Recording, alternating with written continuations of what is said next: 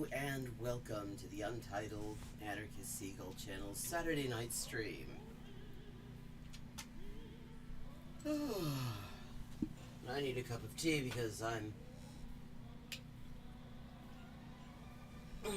tired for no particular reason other than the overall exhaustion of living in this wonderfully cataclysmic time.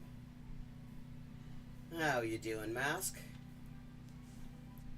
I didn't know if you were catching up on the stream afterwards, since I know you sometimes do that. But, okay, this looks like Britain. No, it's Ireland. We're in Ireland. But,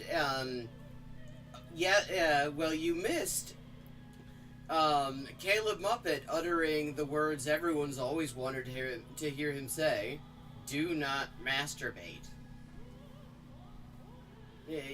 So that was a moment that we all won't get back. Okay, we are in Ireland.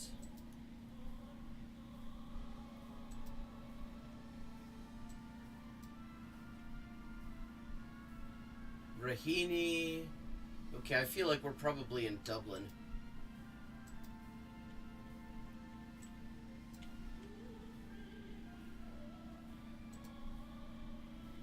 Ja, alles ist völlig bescheuert.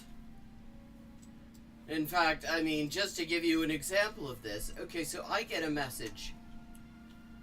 Yeah, I'm pretty sure this is Dublin. This feels like Dublin. On Facebook the other day.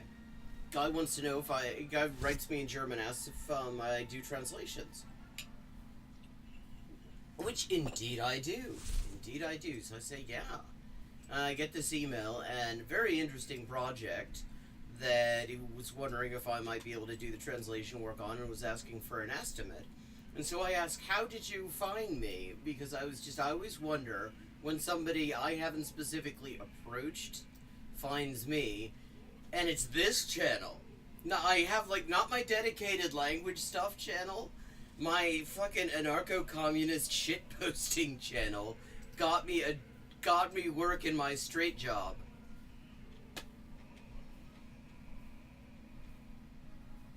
And it's like, okay. I mean, that's the most random shit ever. Could this possibly... This feels like Ranelagh. This feels like where the Steps of Rome used to... Where the Steps of Rome is, and hopefully long still will be. Except I don't see Luce. Yeah, he's like, I mean, that is like the last thing. I mean, I'm not knocking it. Hey, if this generates work in my day job, I mean, it'll probably be more interesting.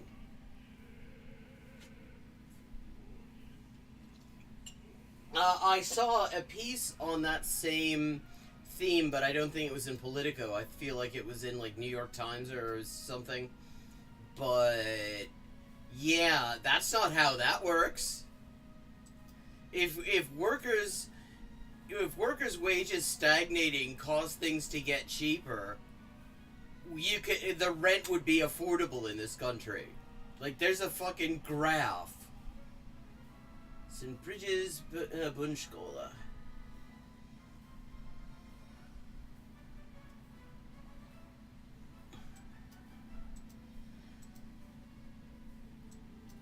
Yeah, I mean, that's what I love about that is that 20 odd years ago, the line was that having everything made by people working on starvation wages in sweatshops was going to make everything so wonderfully cheap for all of us. Yeah, it is Dublin, Raheny.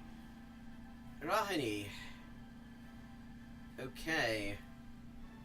And where is St. Bridget's? Let's see. And now they're doing it, but it's about here. And meanwhile, we really have been just barely keeping up with inflation for longer than I've been alive. What the hell are slower rises? That sounds so, like that they mean sub-inflationary.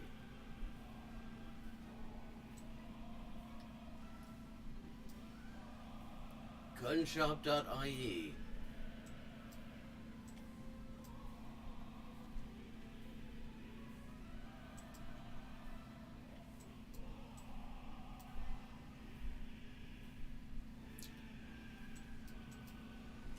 Fun fact. Yeah. Yeah, like, only just. All Saints Road. That was the road we were after. St. Assam's Road, Rathmore. Lots of shit named after St. Assam's. Maywood. Well, non-managerial real wages since 73 have, like, been sort of riding the E. You know, they've just barely been... You know, they dip below inflation occasionally, and then they mostly just sort of are riding it just barely. Meanwhile, they recalculated, you know, and the only reason that it looks like it's barely keeping it is if you look at the post, like, 1983, the Volcker recalculation of the inflation rate, which was designed specifically to make inflation look like it wasn't as bad by programming in, there's All Saints Drive, by programming in a certain amount of decline in living standards rather than assuming the cost of constant living standards. I'd love to see that productivity versus real wage curve recalculated based on the pre-Volcker approach to inflation.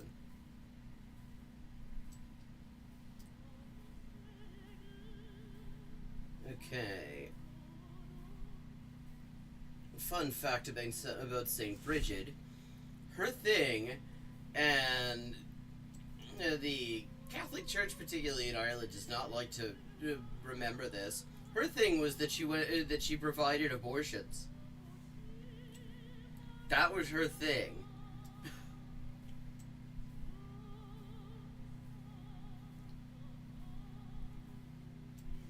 Hell, okay.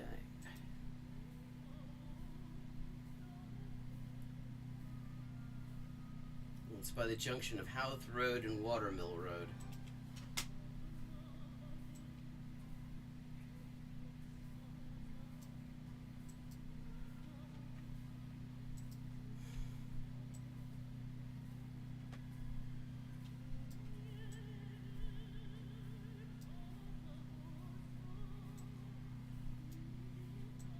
Now there's Tuscany Downs, St. Assam's.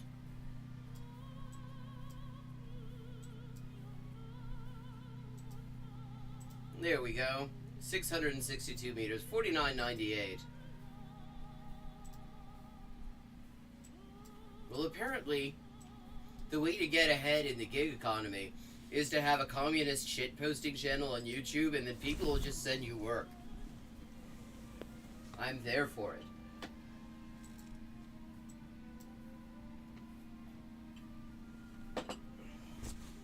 Okay, we've got very red soil.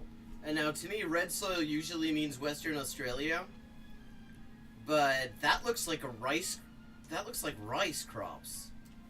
And that's definitely not WA. No way that's WA.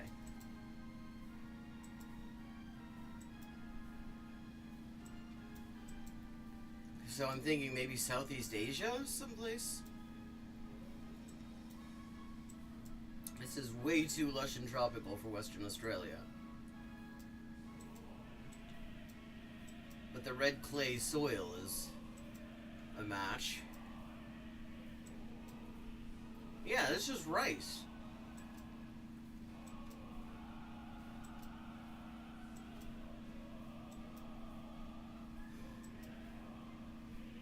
Yes, yesterday we watched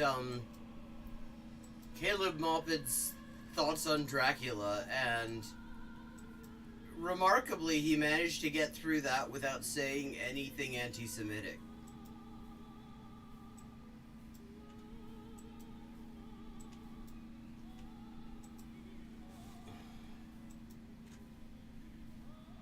Okay, we've got some writing.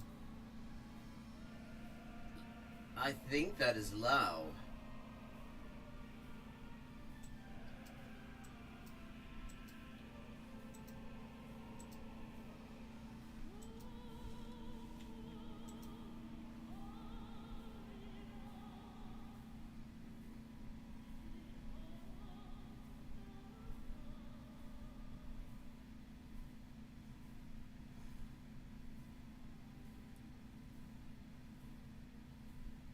Yeah. So, Our Lady of the Misoprostol.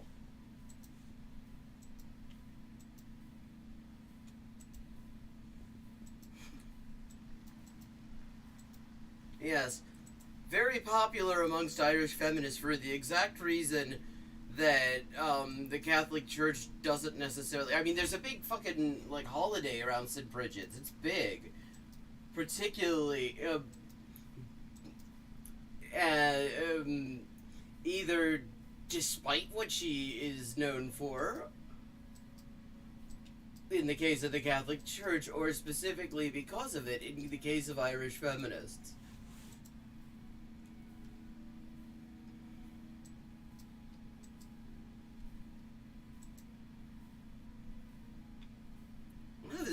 This she fell. Like, what was there a fucking banana peel?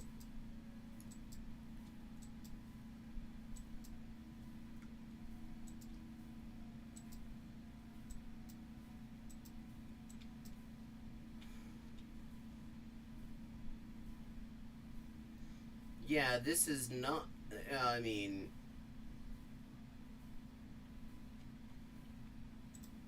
let's try to get a better look at that. She fell. Fuck. Okay. Yeah, I think we're in Laos.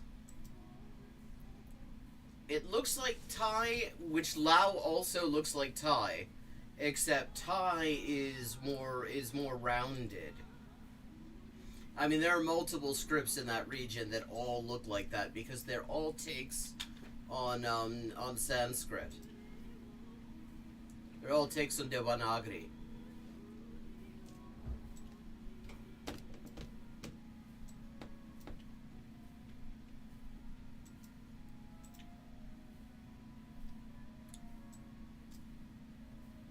Ah, okay, Thai borderlands. Well, the Thai-Lao border. Well, that kind of fits.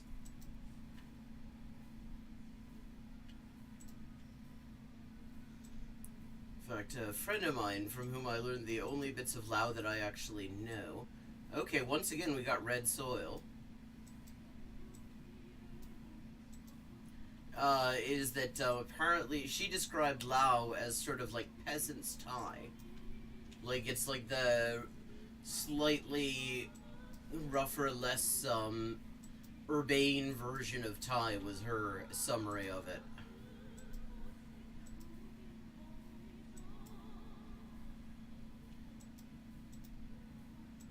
Yeah.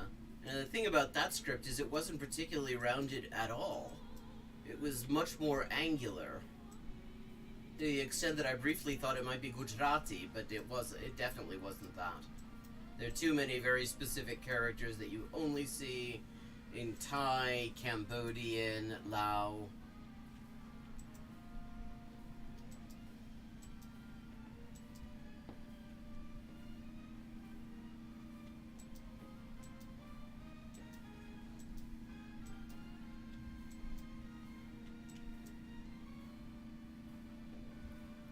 Okay. This. Okay, I'm gonna say this is another example of red clay soil that is not Western Australia. The buildings and the infrastructure don't really look the part.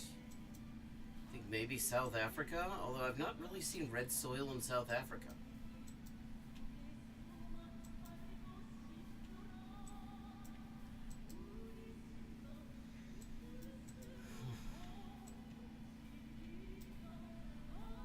Okay, there's a stop sign. We'll see what the stop sign says. It says stop. Okay, so that rules out South America, rules in South... yeah. Definitely not anywhere in South America.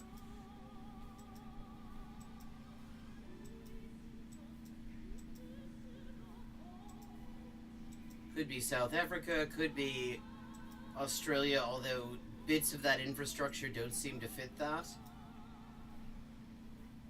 Build and save hardware stores. Okay, English speaking place. choppies. Okay, that sounds kind of Australian, except Australia wouldn't have like fucking goats walking around like this. I don't think. Not that I disapprove. That's cool. I like goats. They make good beer. Yeah, South Africa or maybe Botswana, maybe Lesotho, maybe maybe Swaziland, possibly.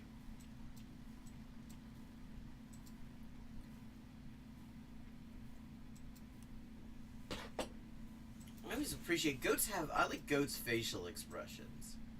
They have a certain sort of smugness to them, which makes sense since they're going to actually not. They're gonna just tear up all your shit.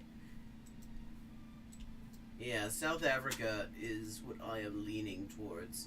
Okay, and now we got some signs. Now we got some totally fucking illegible signs. Oh, this is some kind of wastewater works, but it's. Let's see, does it get any better as we. Ramotswa Wastewater Works. Okay, I mean, that could be Botswana too. That name sounds like a Tswana name.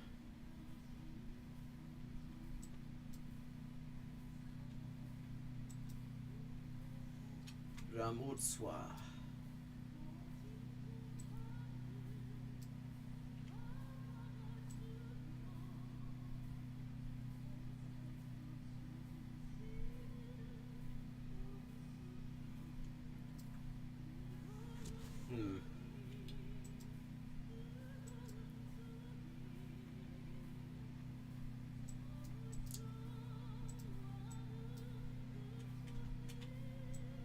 Okay, let's see. Can we get a better look at that? No, we really cannot. I cannot make that out.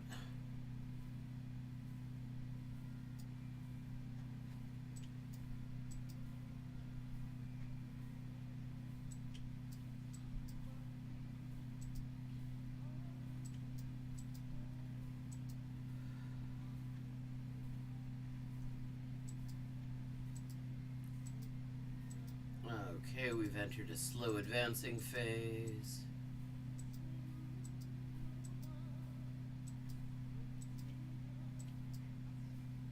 Okay, let's see what these tell us.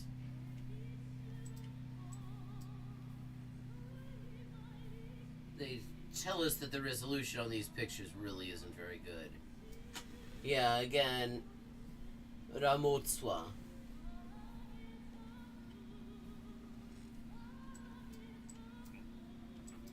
Which sounds like a Tswana name, but that's a fairly large area.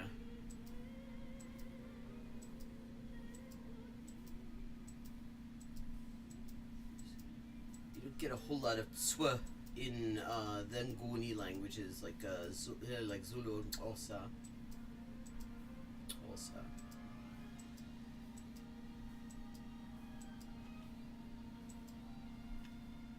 Sunny's Hof.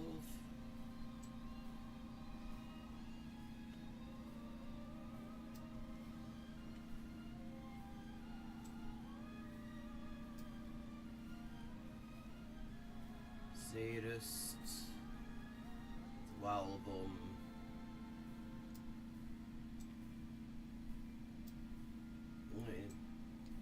It's big enough to have a water treatment substation. Settler's Pride. It's like the sequel to Settlers. Mogobane, Polowani, Flakbam, Onshoop. Baltimore. Yeah, why not? Svartvater. Black water. You might want to do something about that. Wouldn't drink it. Bochum. God, colonial place names are so fucking random. Like, what the hell? Like, the original Baltimore is on the southern tip of Ireland, and I'm guessing it's probably a little bit wetter than this. Jalele.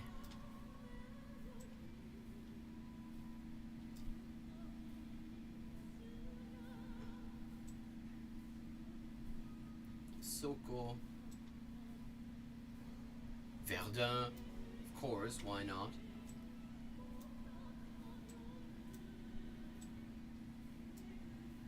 Pig's Peak.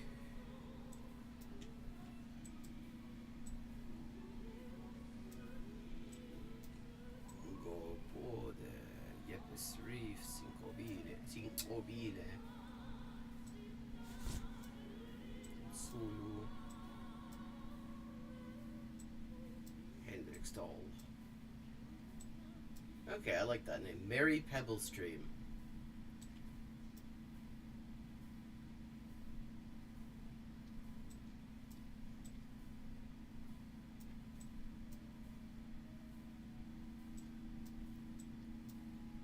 Agosha. Oh, come on. Let's see if we can get something more than... Well, yeah, but there's also a town called Baltimore. And that is... Let me pull it up here. It's a port city. Right here. Right by Skibbereen.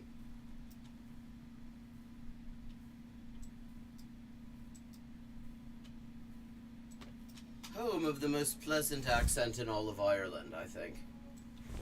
Love the Cork accent.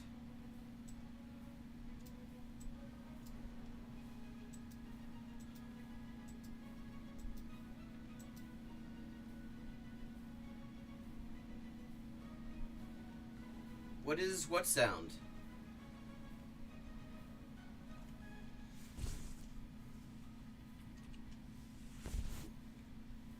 What sound? I don't hear any particular sounds other than the background music I had going.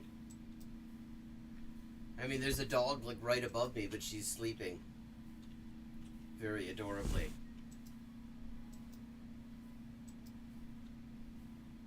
Oh, hold on, what was that? A ute. A ute with no writing on.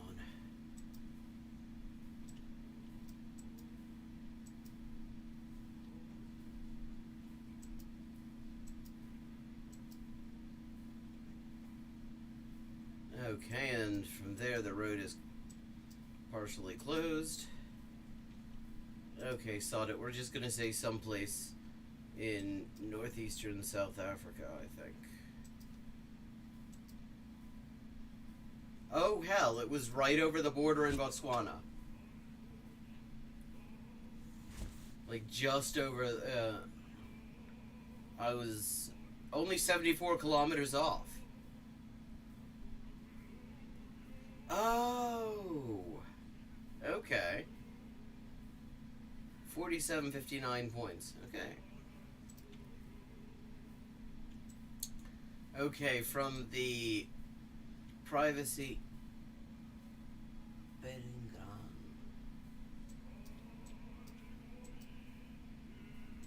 Okay, I was gonna say the sheer number of things that have been blurred out would make me think Germany.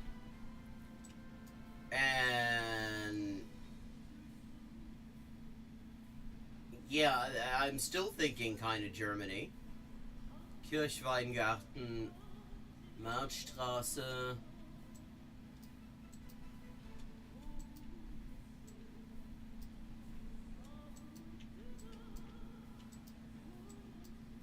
Okay.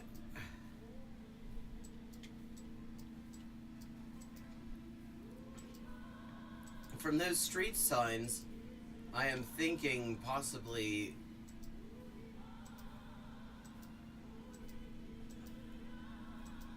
Berlin or thereabouts. Yeah, oh, okay, there's a D. Yeah, and German Post. So, yeah, we are definitely in Germany. This doesn't really feel like Berlin, but that font on the street signs.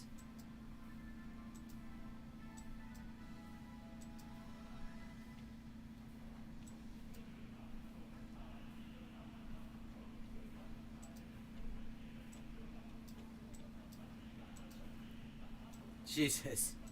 Everybody's opted out. I'm thinking northeastern. Someplace where a lot of people have read the GDPA, clearly.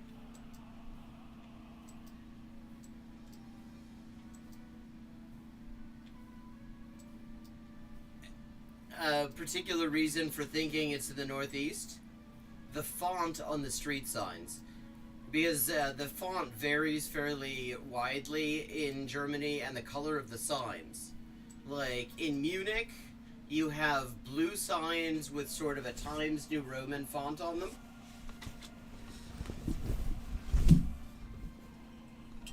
And in Berlin, you have a more angular sans serif font on a white background.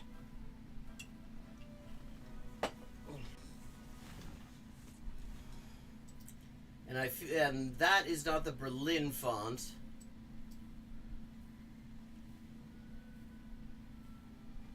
But it's not far from it. Oh, wait a second. Let me see what this one looks like. Actually, that is the Berlin font there, the way that SZ is written.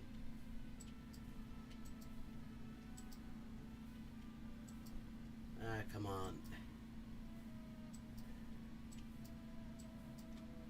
Oh, wait. No, that's not the direction I wanted to go in. I want to see what the area code on this is. So are we looking at 030? No, we are not.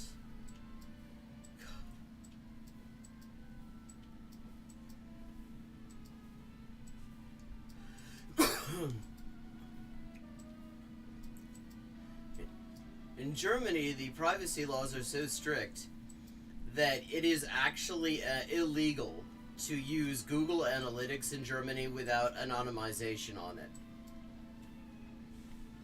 Courts have actually upheld suits for damages just on the basis of using non-anonymized Google Analytics. Parzival irgendwas Straße.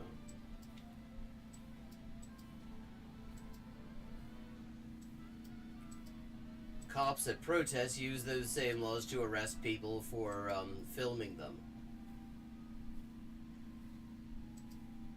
These are their right to their own image. Come on, give me a legible street sign, for fuck's sake.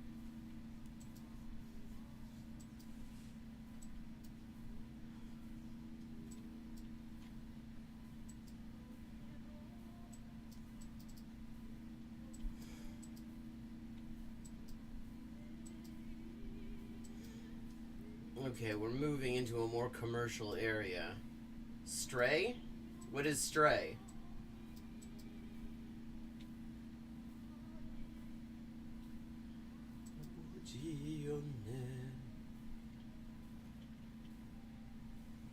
Malwitzstraße. Malwitzstraße. I have not heard about it, but it's a game about a cat. I want to know more. Paracelsusstraße, Malwitzstraße. Okay, I am thinking Berlin now. That is definitely increasing my Berlin. My Berlindar is going off now because. Bad Godesberg. Bad Godesberg. We're near Bonn.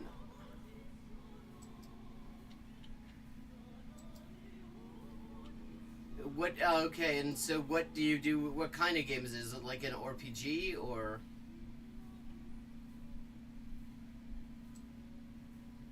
What does the cat? What do you do with the cat?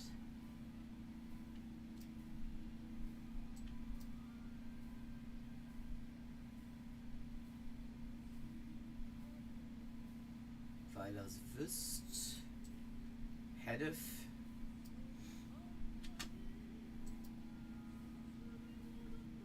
Oh, that sounds neat. Are you enjoying it?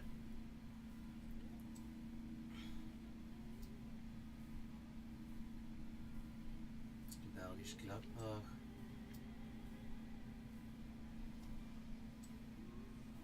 Bad 30, Bad 9a.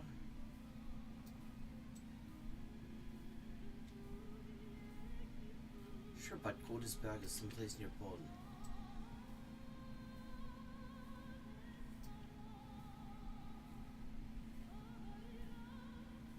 Bad Godesberg, yeah, of course. Malwitzstraße.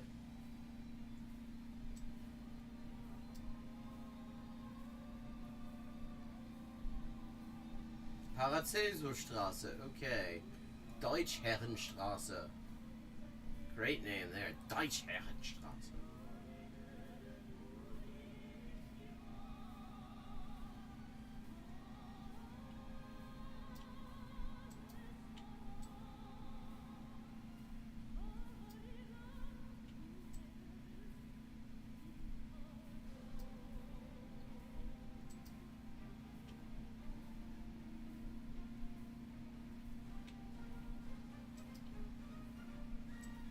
Okay.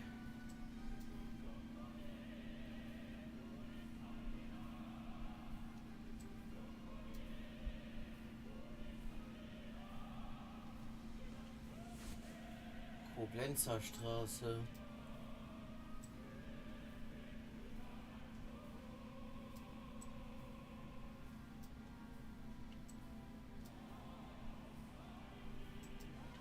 Lost, alone, and separated from family, a stray cat must untangle an ancient mystery to escape a long-forgotten city.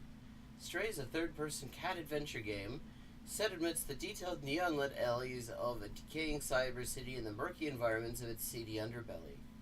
Roam surroundings high and low, defend against unforeseen threats, and solve the mysteries of this unwelcoming place, inhabited by curious droids and dangerous creatures. Okay, that sounds worthwhile.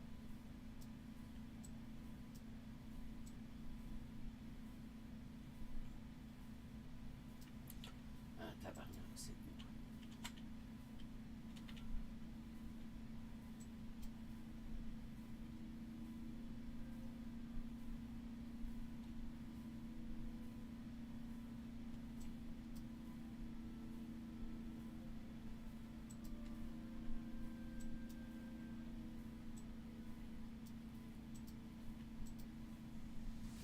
.3 kilometers, 49.96. Sometimes it could be sometimes as annoying as possible. Okay, that sounds like fun.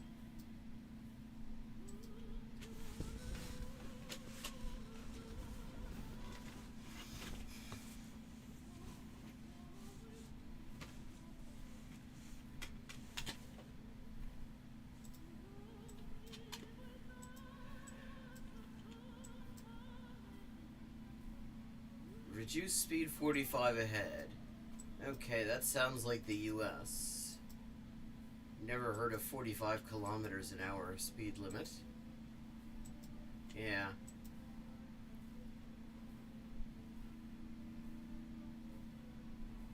Endeavor Middle School.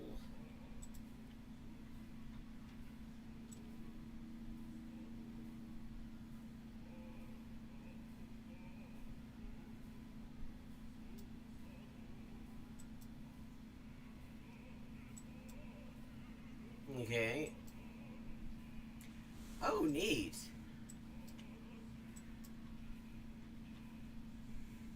So, okay, I see NH there. So, I mean, maybe that's New Hampshire.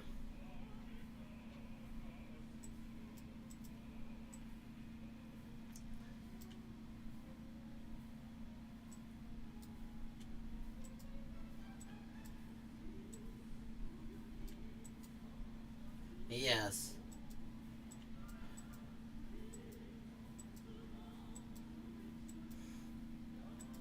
This is how they keep people out of wherever this is. They serve Bud Light.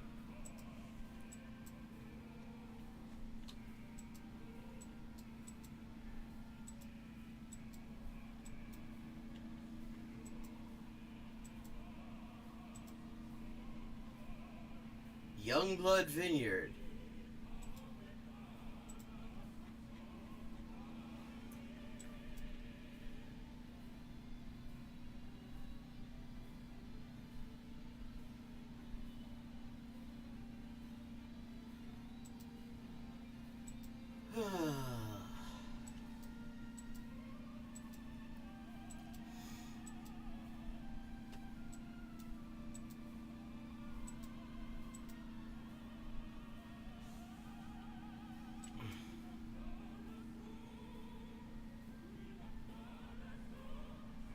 Seek alternate routes.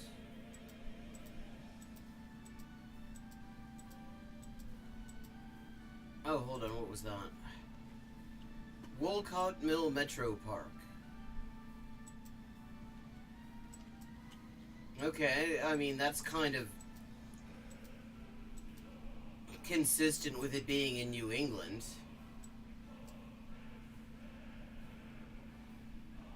Justamere Equestrian Center, 586 area code, which I don't know offhand. But, I mean, I'm not seeing anything that rules out New Hampshire, that NH meaning New Hampshire, certainly.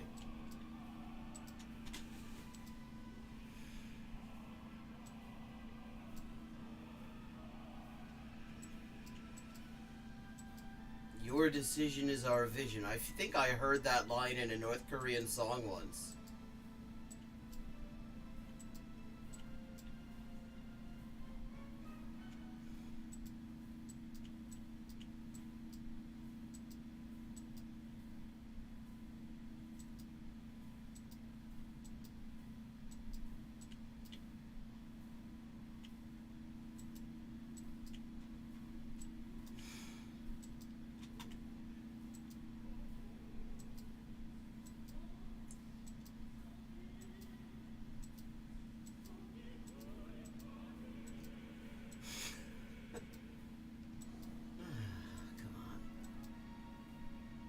It's quite pretty, though.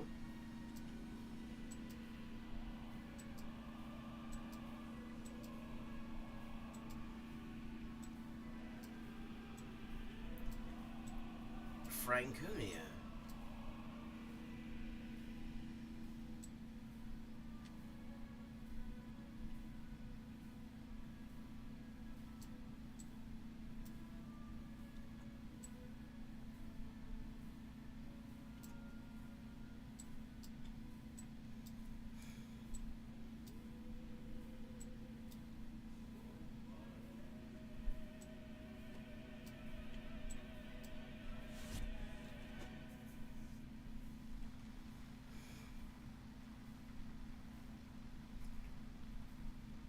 Swansea, but spelt really strangely.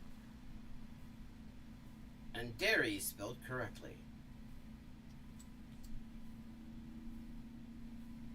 What, wait. Derry and Londonderry are adjacent to each other?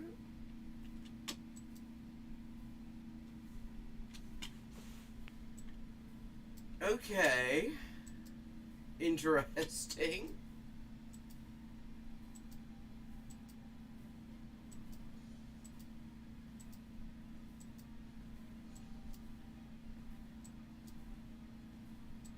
Flame, heating, cooling, plumbing, and electrical. Useless phone number, it's just a toll free.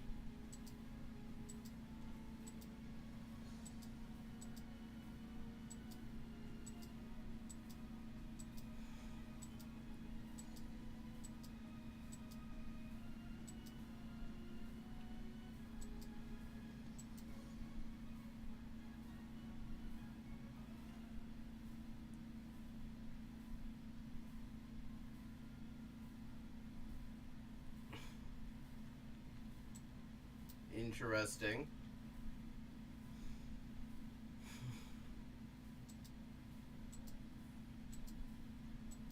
What, does the town of Londonderry play the flutes badly on the 12th?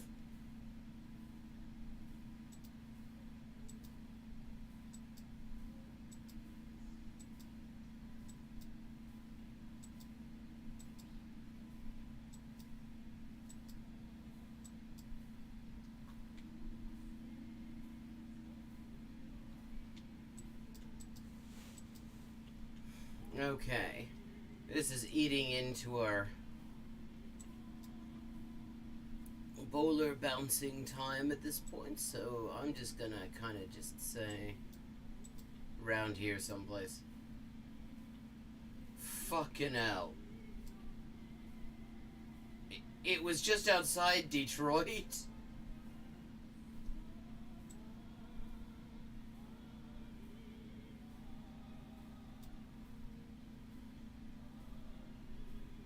Fucking hell. I didn't see anything that... I mean, I guess wineries. Martin Short's father is from Crossmaglen. The original one. Apparently was the very popular local publican there for many years.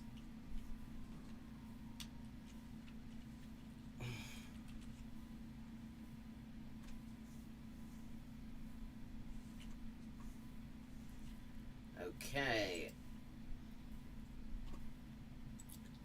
Let's see what we've got here.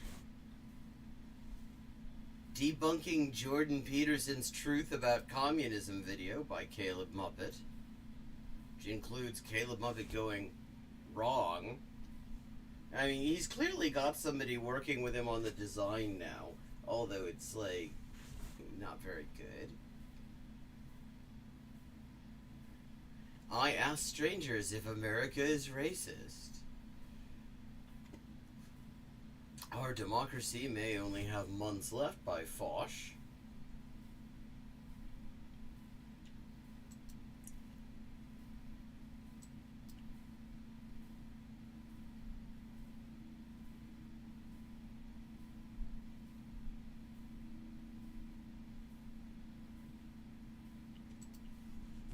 Any of these speak to you?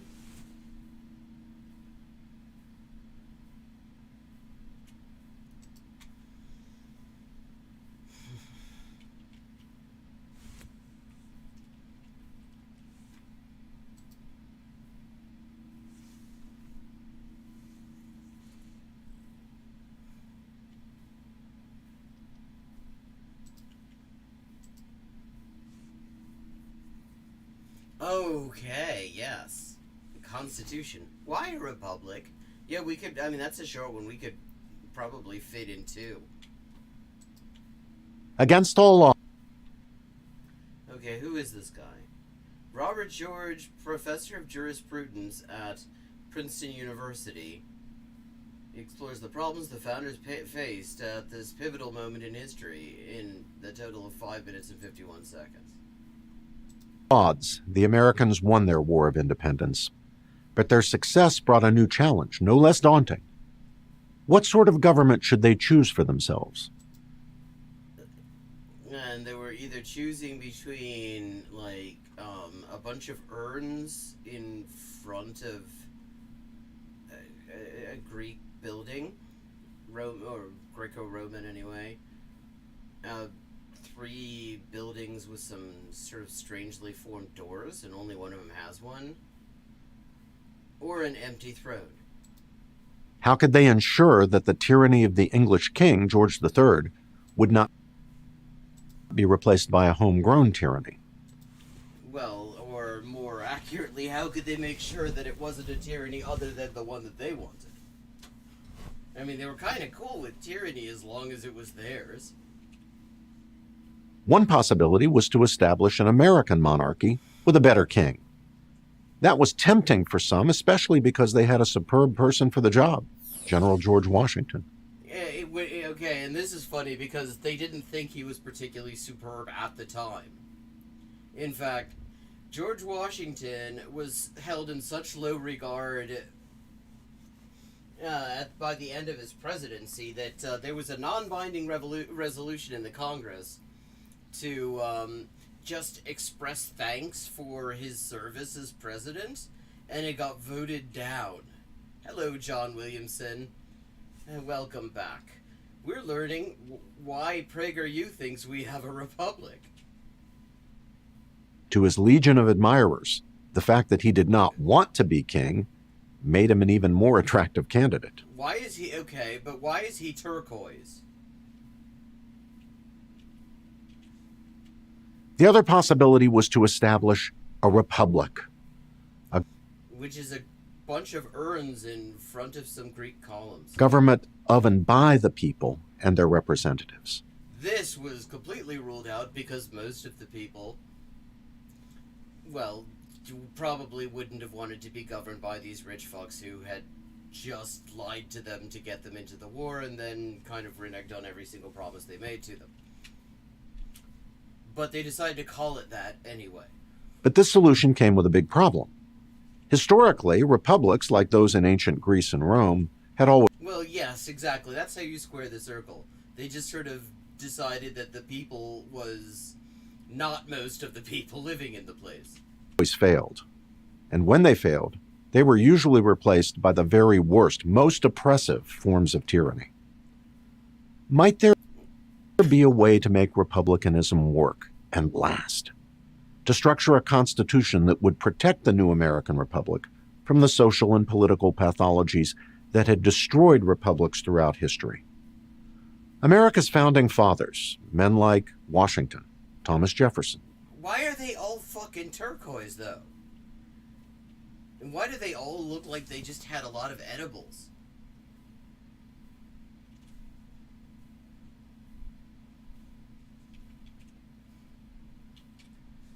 Benjamin Franklin, John Adams, Alexander Hamilton, and James Madison believed they had answers.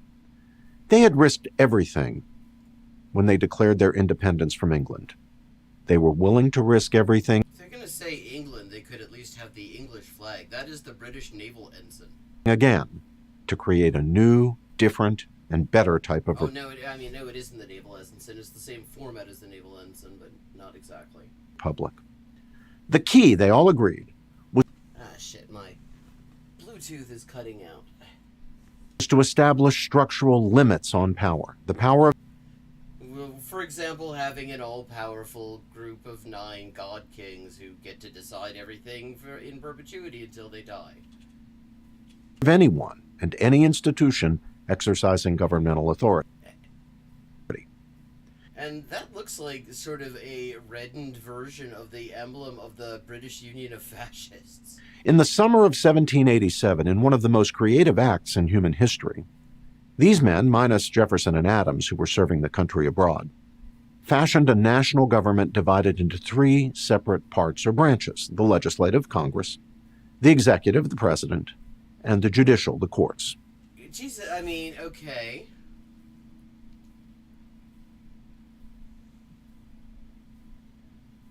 Well, hey, there's also Caleb Muppet's take, which is he says that that the toxic stoicism is not city building.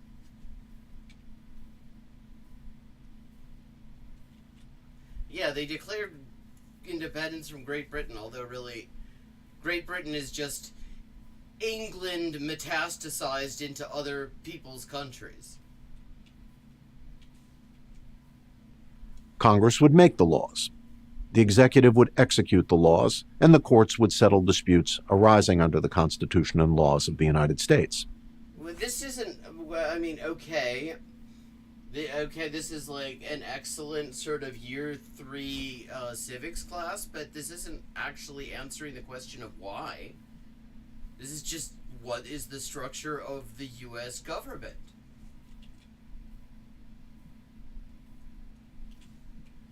Dividing power would prevent power being concentrated in any one branch, the concept of checks and balances. The trouble is, it gets concentrated in all 3 of them, and even more so in the capitalist class that owns all 3 of them. I've had this idea, John Williamson. Okay, now I'm sounding like that guy in fucking Stargate SG-1. John, right? To take that clip from last night of Caleb Maupin saying, "Do not masturbate," and sort of as having him putting that on a loop, gradually speeding up until we get to Burger King. I think that would be absolutely, completely unproductive, but also just make me very happy. Moreover, the central government would be limited to the powers specifically delegated to it, having no powers beyond those enumerated. This guy looks like Woodrow Wilson. Where then would most of the powers of government reside? The answer was with the states. This was not, as some wrongly suppose, done to protect slavery. It was, but that wasn't the only thing that it was for. The entire government was set up to protect slavery. This was just one aspect of that. well, yeah, I mean, think about the idealization of the U.S. government when it doesn't even work like they keep trying to make it seem. I mean, the thing about that is they don't want people to go out and comparison shop. Like, you can get a whole fucking law degree without learning anything, without having to do any comparative law coursework, without having to do any coursework on international law or international human rights law. So you actually, I mean, even if you are about as educated in legal matters as a person as people in this country are likely to ever get, you still don't know shit about how the U.S. Constitution compares to other constitutions. And so you have this idealization, which is actually a fairly recent thing, incidentally. Whether the U.S. Constitution was legitimate at all was much more controversial in the early 20th century. In fact, leftists there then were much more willing to just openly say that we need to get rid of this piece of shit constitution imposed by these aristocrats and come up with something that's halfway legitimate. This idea of it being like holy writ and is actually relatively recent. It is part of just the sort of the anti-working class backlash of the rest of the 20th century. Although the cult of personality around the Founding Fathers, that actually goes back to right after Washington died. And just to give you an idea just how fucking absurd it got, when Washington died, the intellectual class of this country, they wrote all sorts of articles about how weird that was. That they just couldn't completely reconcile the idea that he turned out to be mortal because they had convinced themselves that he was a demigod. And there's a really good book on this stuff that just happens to be right next to me. So I'm going to grab that. Make sure that you can actually see it.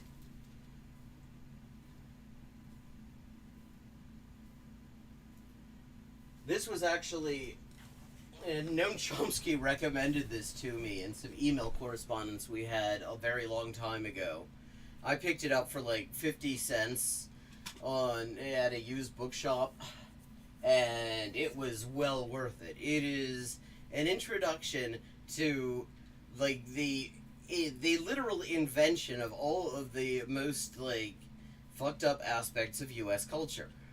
And their origin in the ruling class here, literally just sitting here thinking, wait, we just got done fighting a war to get away from Britain, and yet we read fucking, the fashionable journals in Britain, we use the British fucking, the OED, the Oxford English Dictionary, we're culturally still fucking English.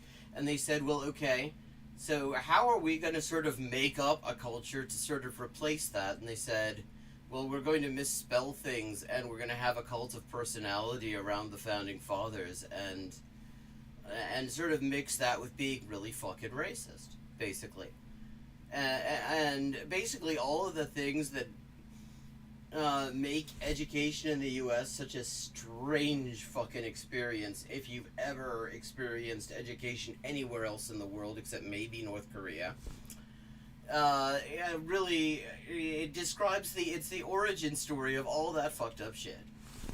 Rather, it was done out of the common sense belief that those public officials nearer to the people would naturally be more responsive and accountable to the people. Cue that rich guys laughing meme. Yeah, I highly recommend it. It's very readable too. It is not a dry read. It's a page turner. If you can find it,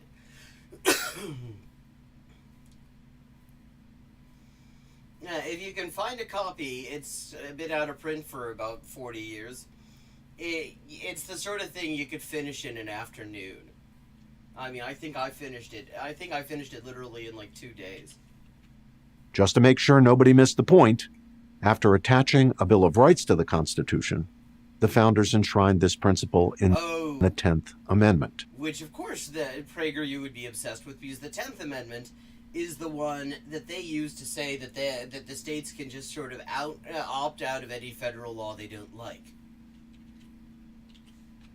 The powers not delegated to the United States by the Constitution, nor prohibited by it to the states, are reserved to the states respectively, or to the people. In short, whatever the Constitution does not specifically delegate to the national government belongs to the states and the people. But the power of the states was also limited by... Like, where did they find that asset? Because that is the British Union of Fascists emblem, but in different colors. Constitutional prohibitions in certain areas, either because power in those areas had been delegated exclusively to the national government, such as the power to enter into treaties with other nations, or because the framers did not want government at any level to have certain powers, such as the power to confer titles of nobility. We are 3 minutes and 6 seconds into this 5 minute and 51 second video, and we still have not actually had an answer to why a republic. It's still just how is U.S. government, how is state power structured under the U.S. Constitution? Where did you go to university? That stuff was something incompatible with republicanism. Still, as much care as the framers took to constrain government power,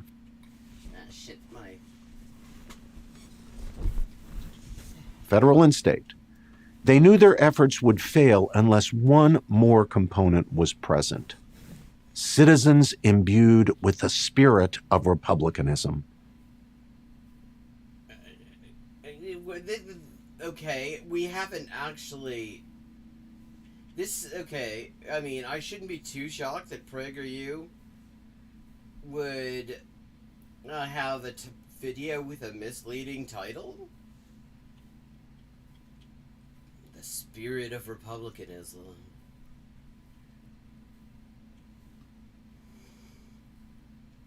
People who understood the principles of their Constitution, who valued self-government, and who would be willing to do the work necessary for its maintenance.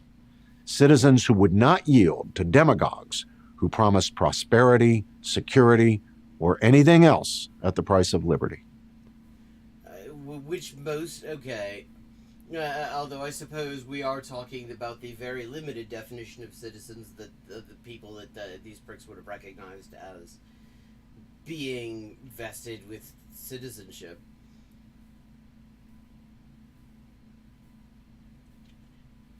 What are all Democrats for?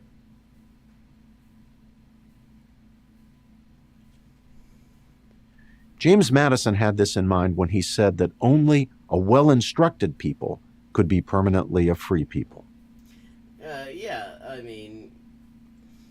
A population that is imbued with propaganda. Oh, okay. Yes. Yeah, of course. Now I see. I wasn't sure if that was those are all Democrats, as in those all are, or those are all Democrats. I was kind of not... I wasn't sure how to bracket that noun phrase. Oh, yeah. You'd think that they would be a little bit more careful about the states' rights thing in California, where the tendency on California state law has often tended to be considerably more progressive than the federal government on related subjects. Their consumer protection laws tend to be way better, and things like that.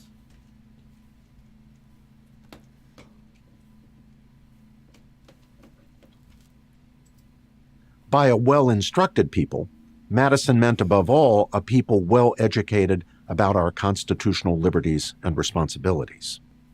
When, at the conclusion of the Constitutional Convention, a woman asked Benjamin Franklin what kind of government he and the others had proposed for the nation, The reason that somebody had to ask them that, incidentally, is that they conducted the Constitutional Convention in secret. The people who were going to be subjected to the Constitution were not allowed to know what the content of those deliberations were. He famously responded, "A republic, madam, if you can keep it." Which is an interesting exchange when you consider that, depending on exactly what... there was one that in, I think, all but one states, she definitely would not have had any kind of actual political rights. There's one state that had only property qualifications, and they didn't think to have, like, a gender qualification. It was Maryland, something East Coast. And then they sort of later realized, wait, they accidentally let women vote and they didn't mean to, and changed it. But, yeah, interesting choice of exchange to highlight there. The wise old Philadelphia polymath had history in mind in giving that answer. He knew that he and his colleagues at the convention had supplied only the mechanics of what was needed for a republic to long endure. The rest could only be supplied by we the people, understanding and fulfilling. And, of course, oil billionaires providing this wonderful instruction to just tell people, obviously, totally unbiased information. Like, I mean, I'm actually kind of shocked on two different levels that an actual professor at a legit institution would be on this, not just because, I mean, both because it would seem like it would actually be sort of an embarrassment to have this on your CV, and also because they just generally don't seem to get that quality of intellectual there. Yeah, I mean, it's really cool the way company naming laws work in the U.S. Hello, I am not this person. Welcome to the stream. Where you can just name shit anything. If I want to create something that's called, like, Seagull University, I can just do that. There's no law that says that a thing called a university has to actually be a fucking university. There are other countries where there are standards where you can't just call something an institute. But, like, in the U.S. and the 26 counties of the 26 county state in Ireland, you could just call anything a university or an institute or something. Our duties as citizens. That's why studying the Constitution is essential. How can we fulfill our duties as citizens if we don't understand the document on which that citizenship is based?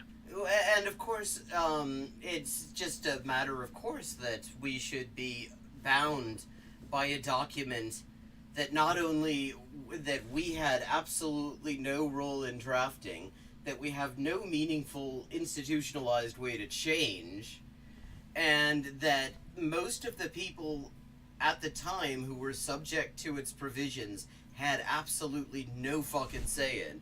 That's just sort of a given. I mean, there's absolutely nothing we should pick apart there. I mean, obviously, we should all be governed by a document made by a bunch of rich pricks who like to enslave people on stolen land in secret over 200 years ago. I mean, why wouldn't you?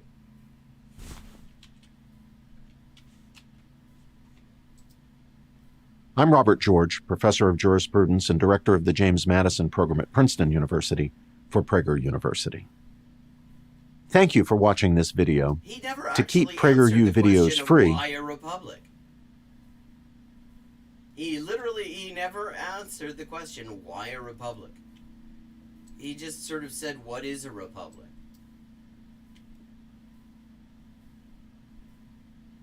Okay, Fosh. Yeah, fuck off.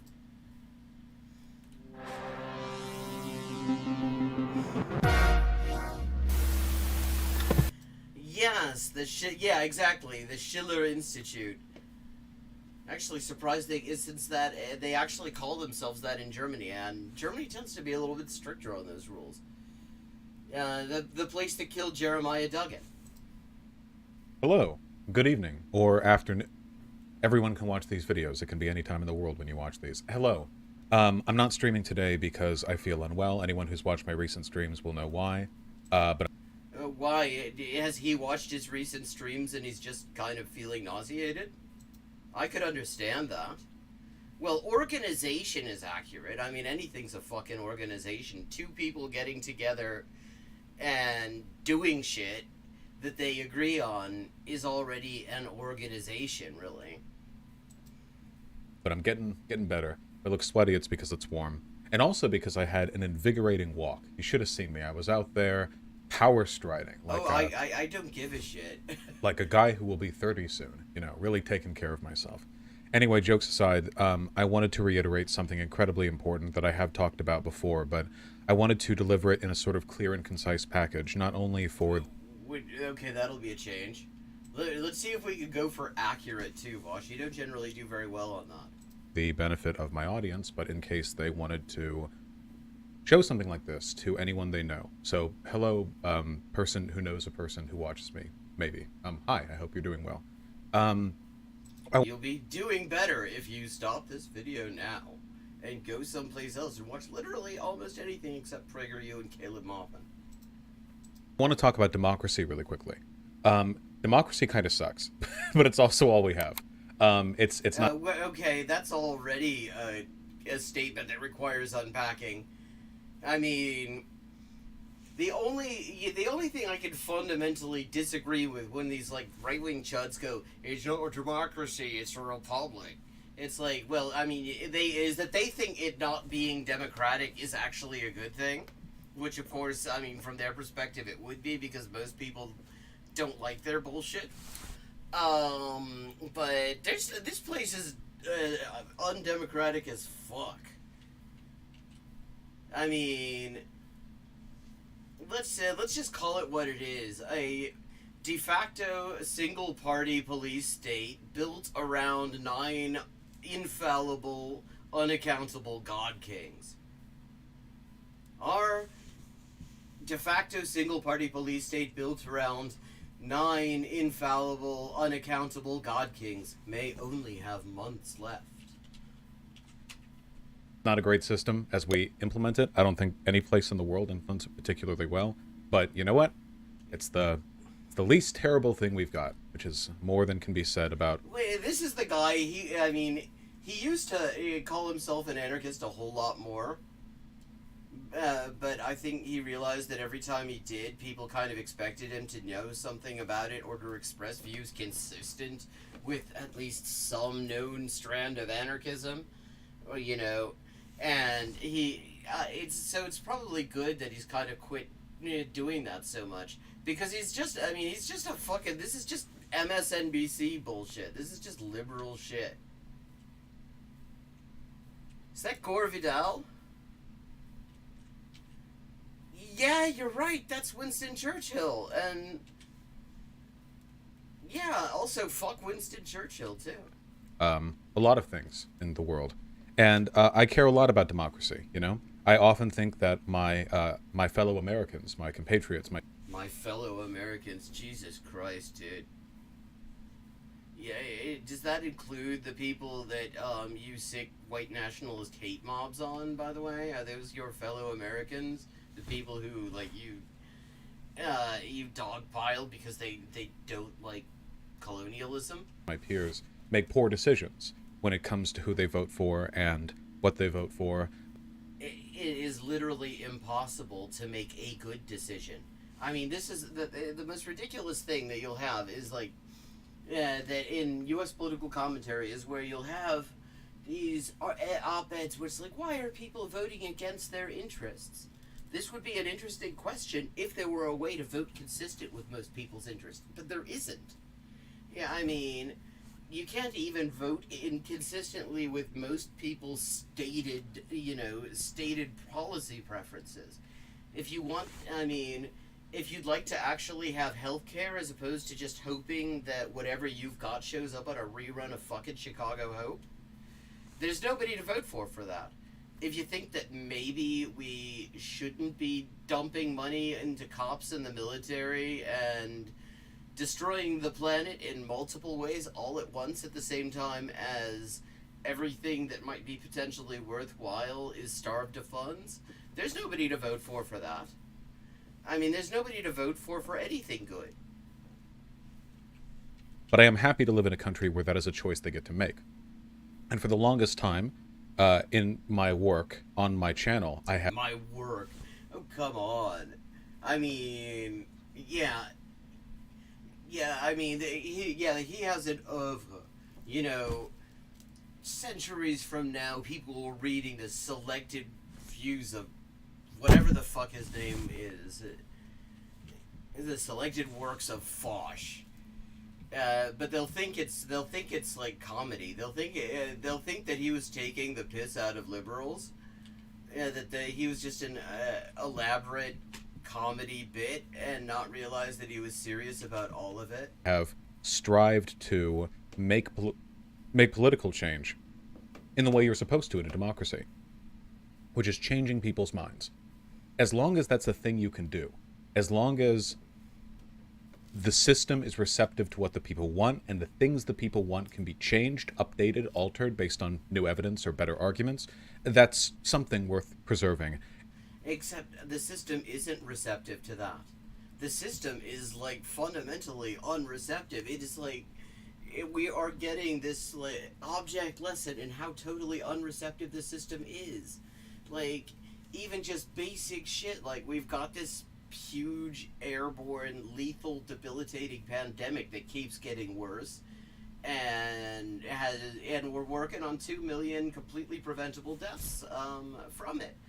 And you see anyone in Washington showing any sign that any fucks might soon be given about that? You know, you can't, nobody can get fucking healthcare without a fucking mortgage. The schools are getting defunded. Then they're just putting huge piles of cops all over everything, and then nobody's being given any of the tools that we need in order to finally get tough on cops and tough on the causes of cops. You know, it's like, where's the receptiveness? Where is the example of them giving us even one fucking thing that most people want? Like, say, a wage that you can actually cover rent on. Have I watched probably cool videos, movies? I don't think I have. What kind of channel is it? And I fear that the preservation is now coming to an end, because we may well be in the twilight hours of our democracy. What's hilarious is just how unreflected he is, because people were saying this in 2001 when Bush was really breaking a lot of fucking taboos in the area of domestic human rights. That, I mean, there were taboos that had long since been broken when it comes to U.S. human rights record in the rest of the fucking world. But in the U.S., you know, things like forced disappearances of persons, and just kind of outright justifying, yeah, sometimes you send the military to abduct a civilian on, you know, and torture them and deny them a lawyer, and surely that's cool because we're at war with an abstract concept. I mean, people were saying that then, and shit's gotten worse since then. And wait, he's only about to be 30, so he was like 10 when that shit was going down. So I can kind of forgive him for not having it as viscerally written on his ass as it was for a lot of us who were alive for it, who were like in our 20s and older and were really fully aware and politically involved at the time. But I mean, he's somebody who goes out here and pretends to know shit, and it would be good if he had at least showed some sign that he had engaged with any of the state of discussion. The last, you know, that fucking ship sailed a long time ago. Not exaggerating when I say that, you know, there are plenty of the threats to democracy They're present all the time, you know? Attempts to undermine our legal system or to introduce laws that are disruptive to our ability to proceed with a fair election. What fair election? Like, fair election in the U.S.? Opposition parties are all but explicitly banned in the U.S. system. We have a fucking system, I mean, like, leaving aside the Electoral College, which is already, that thing is already a big asterisk on any attempt to describe the U.S. as ever having a free or fair election. But you have things like the Democratic primaries, which violate every single principle that is normally applied when, every standard that is normally applied when assessing whether an election is free or fair. Like, the idea that you count the votes all at once, that everybody gets to vote for the same slate of candidates, and just basic shit like that. I mean, the U.S. elections are a fucking joke. Attacks on democracy are a pretty frequent thing, and near unavoidable thing in a democracy.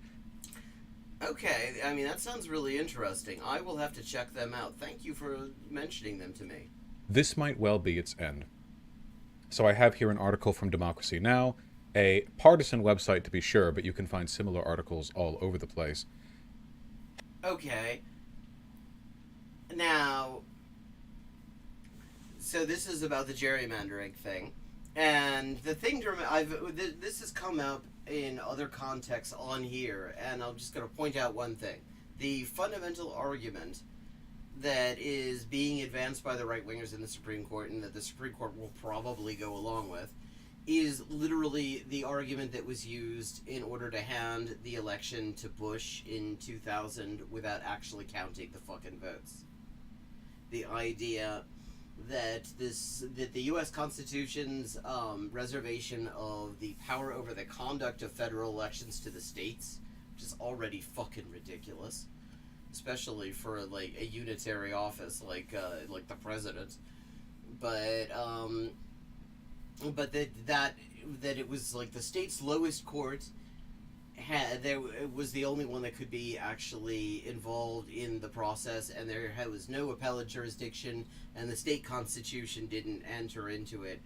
And the Supreme Court at the time, the right-wing majority that put in Bush, actually realized just what an argument that was, what a really just horrible idea that was, to the extent that they actually explicitly said that that their opinion should not be used as any kind of fucking precedent. A Supreme Court argument is going to be heard soon. Not right this moment, because it is a summer recess for the fine Supreme Court justices, but it's Moore v. Harper, a case which seeks to reinstate gerrymandered congressional maps that were struck down by North Carolina's highest court. The basic thing is this. So there were a set of congressional maps that were built that were heavily gerrymandered, just like really biased, and they were struck down by the court of North Carolina. See, when we watch this, what I want to know, what I'm going to be very curious about, I always find this interesting, because a lot of the people who say things like our democracy may only have months left or something like that, when you ask them what they think, that's a pretty extreme situation, a pretty extreme circumstance that we think would probably require some fairly desperate measures. And then you ask them, well, what should we do about this? And it's like, well, we should vote harder. We should donate $15 to the Democratic Party. And so I'm really curious, is he going to have any concrete action? Like, we just saw this with Caleb Muppet, when he eventually got around to explaining what communists ought to do about the fact that the Supreme Court struck down Roe v. Wade and fucking Casey. Hello, Ludlow, good to see you. It was they should just sort of sneer from the sidelines, because caring about bodily autonomy and reproductive freedom is just liberalism. The highest court. And so I'll be curious, and we're not going to finish this thing, I don't think. Although, I'm gonna go a bit later. I'm curious if he has anything to say about what to do about this. And there was an appeal, and now they're throwing it to the Supreme Court. Basically, do we have a Good right night, to Mask. draw gerrymandered districts and not have them be struck down? See, this harkens to what is known as the independent state legislator doctrine, which is basically the idea that because the Constitution technically defers the power of election regulations to the state legislators, that would mean that the state legislators are the only institutions that get to dictate the direction of federal elections within their borders. Yeah, I mean, and this is precisely what the Supreme Court relied on and then thought the better of making into a precedent in Bush versus Gore. Which is weird because that would mean that state legislators, like let's just say the Ohio Republican state legislator, they would be able to, on their own, with no supervision, draft congressional districts or decide what gets done with state electors, even if it defies the will of their state Supreme Court. Well, it's not supposed... I mean, technically, we want to get technical. It's not about the will of the Supreme Court. I mean, in the end, it kind of is. But it's not supposed... I mean, in theory, it's not supposed to just be the will of the Supreme Court. It's supposed to be that the Supreme Court is judging this on some sort of legal criteria. But, I mean... let's be honest. Yeah, actually, it is kind of just their fucking will. Even if the state's judiciary rules it against their state constitution, it doesn't matter. The legislators could do anything. Funnily enough, this doesn't apply to state elections, so they would actually need to have two different systems. It's really, really complicated and weird. See, our Constitution is designed to be a living document, to evolve and be interpreted to fit the needs of the modern era. Yeah, this is just some crap from year 5 civics class, but the reality is what people are saying when they say that is that the US Constitution actually really sucks shit. And it was written at a time when when very little that had anything to do with our lives today was even seen as a likely future development. And so the only way to even try to make this document from the late 18th century make any sense right now is if we just say, okay, we're going to make it evolve a bit. I mean, you could just get rid of it and have a more legitimate process to have an actual fucking constitution. Maybe actually have popular involvement of it. Who knows? But no, that would kind of make some sense. That would be a little bit too close to actual bourgeois democracy, as it is practiced in the modern era. So that doesn't happen, and instead we say it's a living document. And while that can be a good thing, it also means that it's necessarily really vague about a lot of the direct prescriptions that it makes because it wants to leave wiggle room for things to change in the future. But if you have a really bad faith set of Supreme Court judges, hypothetically, they could start stripping away everything not specifically written in the Constitution. A lot of the value of the Constitution and its amendments are the fact that it can be they can be interpreted. Oh God, he really needs to not do this. The thing about this isn't the ability to interpret the U.S. Constitution. That isn't a specific special sauce that they've got in the U.S. Constitution. That is the result of these constitutions being written in something called words, and interpreting those words is kind of the entire work of judges and lawyers and anyone who is trying to apply this stuff. There's always wiggle room for interpretation, no matter how fucking clear you think it is. In fact, if you pick up any old textbook on legal reasoning, on legal argument, They will give examples of what seems like really, really clear language, and then all you do is say, "Wait a second, what about this?" And it's like, well, that kind of fits into the definition of the term that you're using, but does it fit into the purpose of the norm and stuff like that? I mean, this isn't some special thing about the U.S. Constitution. It isn't even a special thing about constitutions. It is just how language is. In ways that, benefit the public good, the right to gay marriage, the right to interracial marriage secured by the federal government. These things aren't enshrined in the Constitution. They're just interpretations of rules listed in the Constitution. Okay, wait. So what he's saying is that the great thing about the U.S. Constitution is that shit isn't in there, so judges just had to make it up in order to have something that seems like a document that is halfway compatible with basic human decency. That's a good thing? That you just sort of make shit up rather than just having it in there? I mean, don't get me wrong. I think constitutionalism is a dead end in the end because power does not derive from constitutions. Constitutions and laws are an expression of power. They look different depending on where the power is. And in the modern era, it's the capitalist class, so what we get is constitutions and laws that are in some way consistent with the current views on what would be in the best interest of the capitalist class. That's just how these things work. But at the same time, if you're going to talk about constitutions and how constitutions work, it would be really good, Vosh, to sit down and learn some basic things about how constitutions work. This is not a good thing. The fact that you have to just make up basic human rights and say, yeah, that's in the 14th Amendment somewhere. That is a sign that your Constitution sucks shit and needs to be replaced. Not rules themselves, which means the Supreme Court can giveth and taketh away.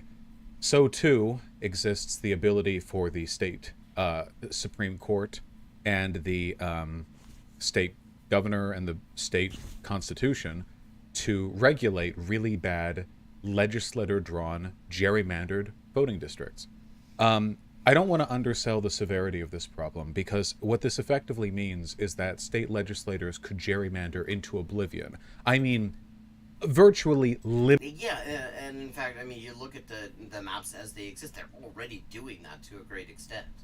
I mean, there is very limited... I mean, the amount of restriction there is on gerrymandering is already pretty limited. That's not to say there's none. Like, they've been having this issue in Ohio as well, that the Ohio State Assembly, which is apparently the most corrupt state legislature in the country, which is a tough competition, so fair play to them for winning. They keep on coming up with these ridiculously gerrymandered maps, and the Ohio State Supreme Court keeps striking them down. I mean, so there is some limitation on this. The trouble is, there isn't actually a whole lot. Like, for example, racial gerrymandering is out. But if you want to do just straight up political gerrymandering, even if you have a political system where support for one faction or the other actually does split along ethnic lines to a great extent, then you can do that, and that's cool. I mean, and it's just the whole. So yeah, that would be so the Supreme Court doing that would make things way worse, but things are bad already. Limitless gerrymandering. I mean, we're talking joke maps here, you know? We have joke maps.